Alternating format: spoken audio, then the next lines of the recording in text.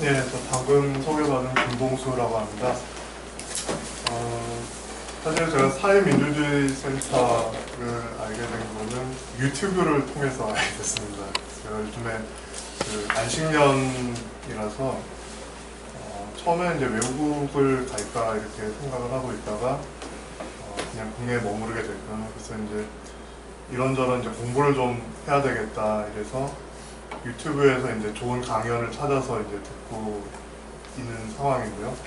그래서 그 중에 이제 그럼 뭘 들을까 하다가 이제 좀 제가 평소에 약간 관심이 있다고 생각했던 그 사회민주주의 뭐 이런 거를 검색을 해서 듣다 보니까 그 사회민주주의 센터에서 이제 준비했던 많은 자료들이 올라와 있더라고요. 근데 그 중에서 이제 뭐 대담 프로그램, 1시간 넘는 그런 대담 프로그램들도 있었고, 또 그 이영희 선생님하고 정승일 그 박사님하고 이렇게 대담하는 아주 짧은 이제 동영상도 있었는데, 사실 그 저한테는 그 정승일 박사님하고 두 분 말씀하시는 게 되게 많이 와닿았었어요. 그래서 왜 그랬냐 하면은 그때 당시에 이제 정 박사님이 그 우리가 다들 왜 세금을 더 많이 걷어야만 이게 가능한 건데 왜 세금을 더 거두겠다는 얘기를 하지 않는다, 지금 야당 쪽에서. 그래서 그건 사기다 이런 이제 말씀을 하셨고, 적어도 이분은 정직한 분이다. 네, 제가 그렇게 생각을 했습니다.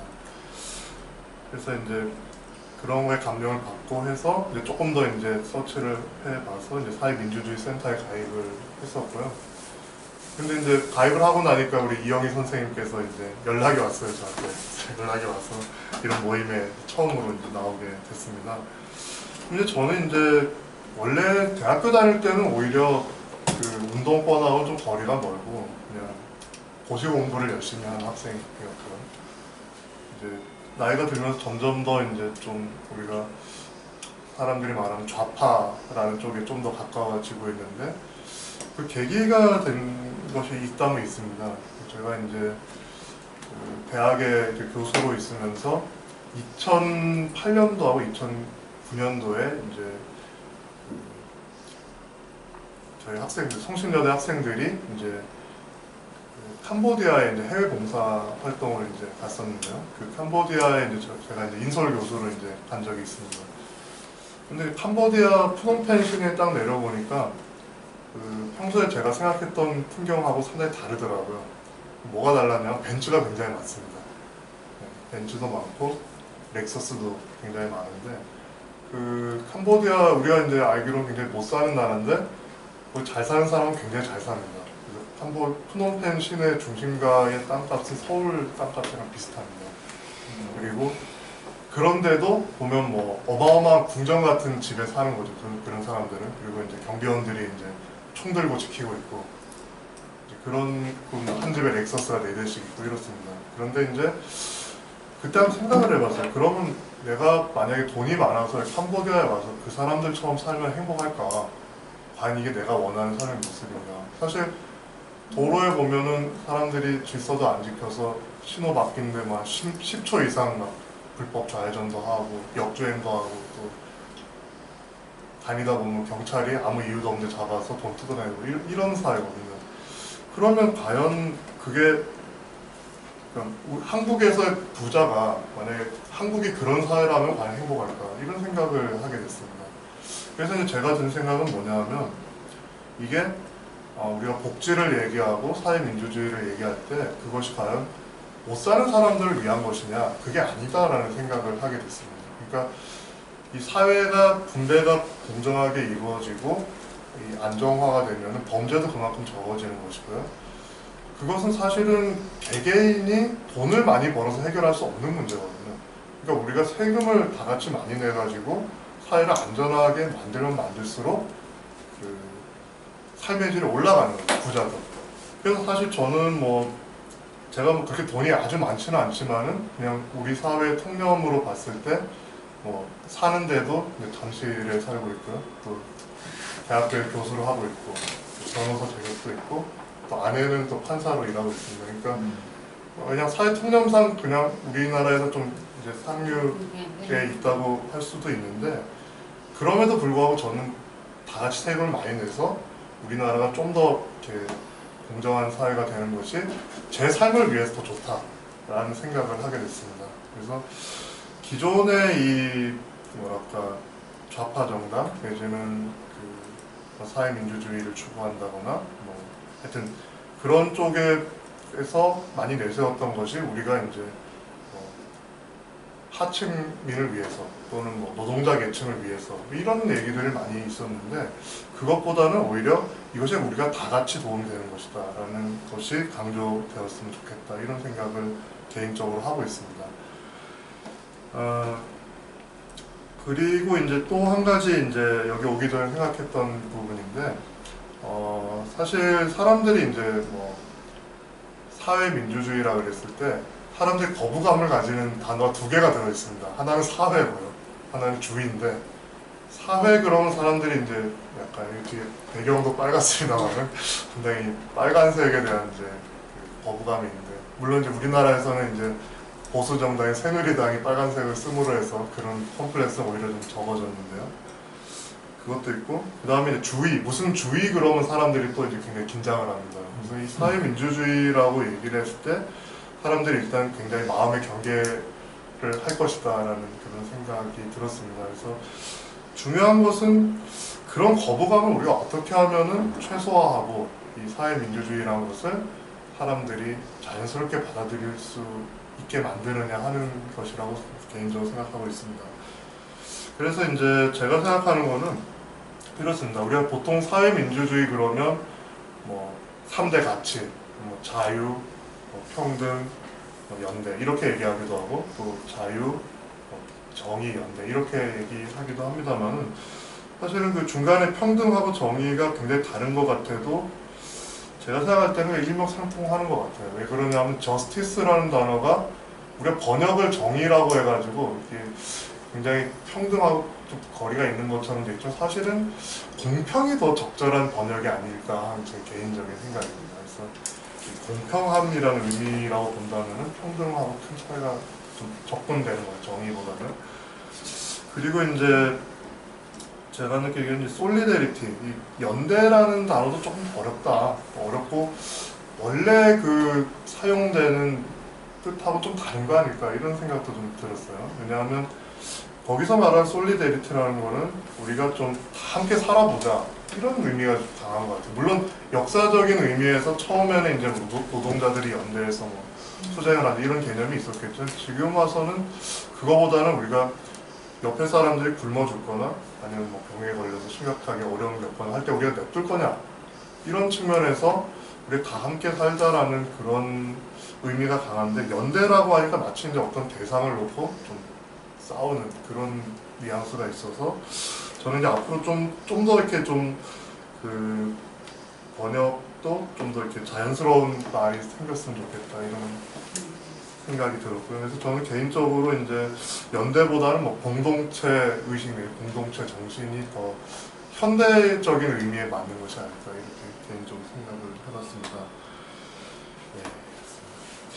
그리고 이제 또 한 가지 이제 생각한 것이 이제 사회민주주의가 유럽에서 시행되고 있는 우리하고 좀 동떨어진 그러한 사상이다. 이렇게들 이제 많이 생각을 하지만 우리가 이제 좀 그런 거부감을 줄이기 위해서는 이 우리 스스로가 이미 사회민주주의적인 사고를 가지고 있다라는 것을 사람들한테 인식을 시켜줄 필요가 있다고 저는 개인적으로 생각합니다. 그래서 이제 저는 헌법학자가 아니고 이제 민법을 가르치고 있습니다만은 헌법을 한번 이제 찾아보게 됐습니다. 헌법을 찾아보면은 사실은 우리나라의 그 대한민국 건국 이념이 바로 사회민주주의였다라는 것을 이제 발견을 하게 됩니다. 그리고 현행 헌법에도 이제 사회민주적인 요소가 굉장히 강합니다만은 특히나 이제 재헌헌법은 그런 사회민주주의적인 요소가 굉장히 강했고 그냥 우리가 사회민주주의 헌법이다라고 얘기를 해도 거의 무방할 정도의 그런 규정을 갖고 있었다라는 것입니다. 그래서 보면 뭐 사실은 제가 퀴즈를 내려고 했던 건데요. 제가 읽어보겠습니다. 어느 나라의 경제 질서는 모든 국민에게 생활의 기본적 수요를 충족할 수 있게 하는 사회 정의의 실현과 균형 있는 국민 경제의 발전을 기본으로 삼는다. 각인의 경제상 자유는 이 한계 내에서 보장된다. 여기서 이게 어느 나라냐? 대한민국입니다. 1948년도에 이 대한민국이 건국되면서 재헌 헌법에 아예 그 대한민국은 모든 국민에게 생활의 기본적 수요를 충족할 수 있게 하는 그 사회정의 실현이 경제질서의 기본이다라고 선언을 하고 있습니다. 그리고 더 중요한 것은 각인의 경제상 자유가 그 한계 내에서 보장된다. 즉, 이 경제상 자유보다도 오히려 이 모든 국민에게 생활의 기본적 수요를 충족시키는 그런 사회정의 실현이 더 우선된다라는 것을 이 재헌헌법은 선포했던 것입니다. 그러니까 이게 우리가 알고 있는 상식과는 굉장히 다른 거죠. 우리는 이제 1948년도 그러면은 굉장히 그 이승만 정권, 자유당 이런 걸 떠올리면서 굉장히 그 보수적인, 그러니까 전통적인 시장 경제에 입각한 그런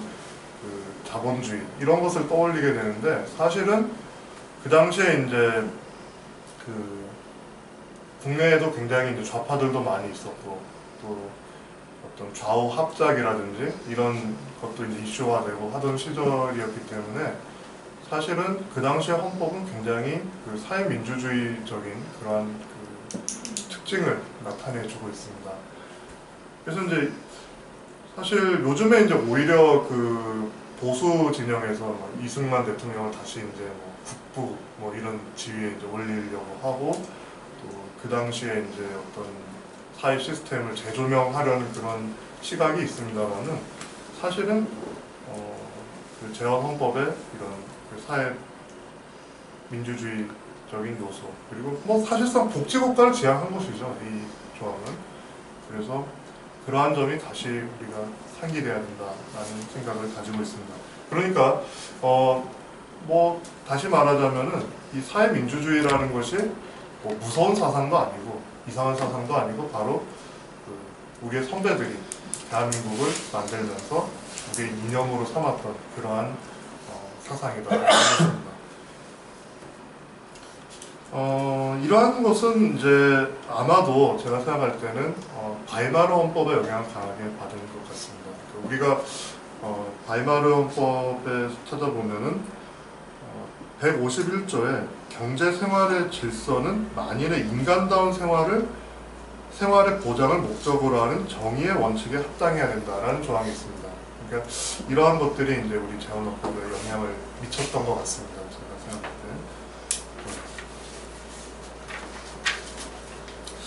그러면 이제 이 조항이 언제까지 유지됐냐 하면은 1962년도까지 이제 유지가 됐습니다. 그래서 이제 우리나라 헌법은 이제 9차에 걸쳐서 개정이 됐는데 이 조항은 4차 개헌까지는 유지가 됐습니다. 그런데 이제 5차 개헌, 그러니까 1962년 12월 26일에 5차 개헌이 있었는데 그것이 이제 그 1961년도에 이제 5.16 이후에 이제 개헌이 된 그러한 내용입니다. 그래서 62년 개정 때는 이렇게 바뀌었습니다. 그 당시 헌법 111조의 1항에 대한민국의 경제 질서는 개인의 경제상의 자유와 창의를 존중함을 기본으로 한다. 이것을 1항에 두고요. 2항에 국가는 모든 국민에게 생활의 기본적 수요를 충족시키는 사회 정의의 실현과 균형 있는 국민 경제의 발전을 위하여 필요한 범위 안에서 경제에 관한 규제와 조정을 한다. 이렇게 이제 바뀌었습니다. 그러니까 그 재헌헌법에 있었던 그 모든 국민에게 생활의 기본적 수요를 충족시킨다는 표현은 그대로 살아남아 있었는데, 그것이 이제 2항으로 가면서 어떤 그 이제 개인의 경제상 자유와 창의, 이것이 이제 1항에 먼저 규정이 됨으로써 이제 조금 그 재헌헌법의 정신이 약간 후퇴되면서 좀 더 시장 경제 친화적인 그런 헌법이 되었다. 이렇게 이제 얘기를 할 수 있겠습니다. 그리고 이제 여기서 보면은 이제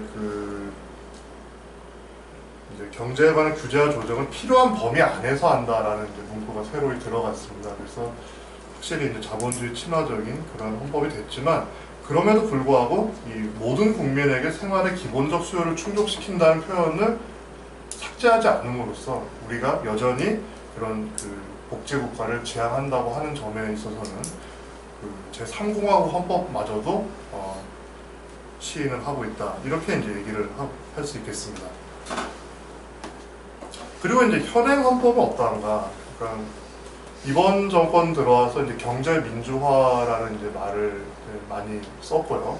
사람들이 경제 민주화라는 말을 뭐 박근혜 대통령이 만든 줄 아는 사람이 굉장히 많습니다. 그렇지만 이제 그것은 전혀 새로운 개념이 아니고 지금 현행 헌법 119조에 들어있는 그러한 표현이 되겠습니다. 그래서 119조를 그대로 읽어드리면 이렇습니다. 1항에 보면 대한민국의 경제 질서는 개인과 기업의 경제상의 자유와 창의를 존중함을 기본으로 한다. 그러니까 3공화국 때 규정된 것이 이제 그대로 계속 이어지고 있습니다. 그 다음에 2항에서 국가는 균형 있는 국민 경제의 성장 및 안정과 적정한 소득의 분배를 유지하고 시장의 지배와 경제력의 남용을 방지하며 경제 주체 간의 조화를 통한 경제의 민주화를 위하여, 여기 경제 민주화가 여기 나오는 것이죠. 경제에 관한 규제와 조정을 할 수 있다. 이렇게 이제 되어 있습니다. 그래서 경제 민주화라는 것이 전혀 새로운 개념이 아니고 이미 그 1987년도에 개헌을 하면서 헌법에 이제 규정을 했는데, 사실 뭐 그 독일 같은 경우에는 집집마다 이렇게 법전이 있다고 합니다. 그래서 사람들이 이제 한 번씩 헌법도 읽어보고 한다고 들었는데 실제로 그런지 잘 모르겠어요. 제가 뭐 개인적으로 확인해보진 않았으니까. 근데 우리나라 사람들이 헌법을 찾아보는 경우가 굉장히 드물기 때문에 이런 말이 이제 헌법에 있다는 사실 자체를 이제 잘 모르고 있고, 그래서 뭐 경제가 뭔 민주화의 대상이냐 이런 얘기를 하고 그래요, 사람들이. 근데 이제 사실은 헌법에 이렇게 규정이 되어 있다는 것이고, 여기 이제 이 경제 민주화가 뭐냐, 사실 좀 모호한 개념이죠. 그렇지만은 이제 앞뒤에 이제 문맥을 보면은 그 균형 있는 국민 경제 성장, 그리고 성장 및 안정, 그리고 적정한 소득의 분배를 유지하고 또 시장의 지배와 경제력 남용을 방지하며 그 다음에 이제 경제 민주화가 나옵니다.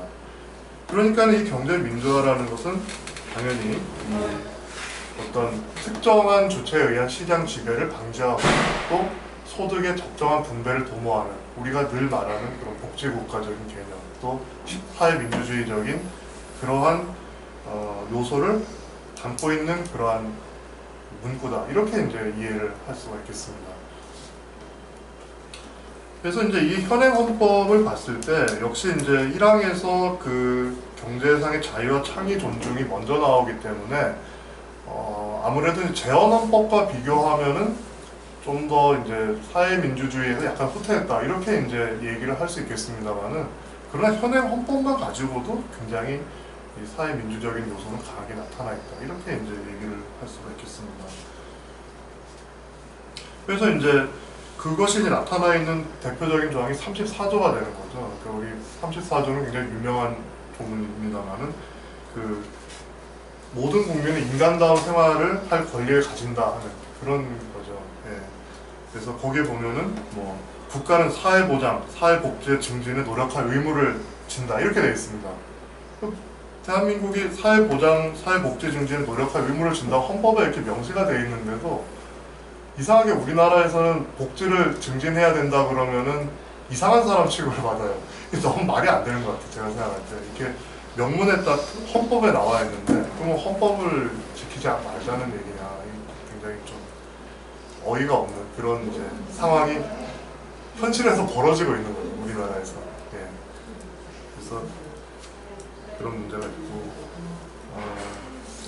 그럼 왜 이런 문제가 발생하느냐? 우리 헌법에는 사실은 뭐 좋은 말은 다 써 있습니다. 우리가 알고 있는 복지국가 독일 기본법에 보면은 복지에 관한 내용이 거의 없어요. 오히려 우리나라 헌법에는 쭉 나와 있거든요. 근데 왜 우리나라에서 안 되느냐, 이게 문제죠. 그래서 이제 우리나라 헌법에 보면은 뭐 재산권 행사는 공공복리에 적합하도록 해야 되고요. 그런 규정도 있고, 또 모든 국민은 능력에 따라 균등하게 교육을 받을 권리를 가진다는 조항도 있고, 또 모든 국민은 근로의 권리를 가진다. 또 모든 국민은 건강하고 쾌적한 환경에서 생활할 권리를 가진다. 사실 좌파 정당에서 주장하고 있는 내용들이 헌법에 다 있습니다. 네. 사실 그 이상 주장하는 것도 없어요. 사실 따지고 보면 우리가 복지라고 했을 때 뭐 얘기하는 게 다 근로, 그리고 뭐 이제 기초적인 생활의 보장, 교육, 의료 이런 거 아닙니까? 그게 이미 우리 헌법에서는 모든 국민이 다 그런 권리를 가진다고 규정이 돼 있죠. 그런데 이제 이 헌법 규정이 당연히 그 국민들의 어떤 구체적 권리로서 기능을 해야지 마땅한 것인데, 적어도 우리가 그런 사회를 가려고 노력을 해야 됩니다. 헌법에 그냥 적어놓기만 하고 그냥 이건 좋은 거야, 이게 무슨 의미가 있습니까? 헌법의 정신을 우리가 현실에서 구현하기 위해서 그런 방향으로 가야 되겠다라는 의지를 가져야만 됩니다. 그런데 이제 그렇지 못한 것이, 많은 헌법학자들이 이 권리들은 추상적 권리야 이렇게 얘기를 합니다. 추상적 권리는 뭐냐? 그러니까 구체적 권리라는 것은 우리가 뭐 소송이라든지 뭐 그런 걸 통해서 정부에 대해서 적극적으로 요구를 할 수가 있는 거죠. 구체적으로. 그러니까 내가 이러이러한 것을 받아야 되는데 안 했으니까 그러면 해내라 하고 소송을 할 수 있는 거예요. 그게 추상적 권리는 그렇지 않다는 거예요. 그러니까 우리가 권리라고 우리가 추상적으로 생각은 하고 있지만 그거를 실제 소송을 통해서 구현을 할 수 없다, 이런 얘기죠. 그래서 이제 우리 헌법재판소가 뭐라고 얘기를 하고 있냐면,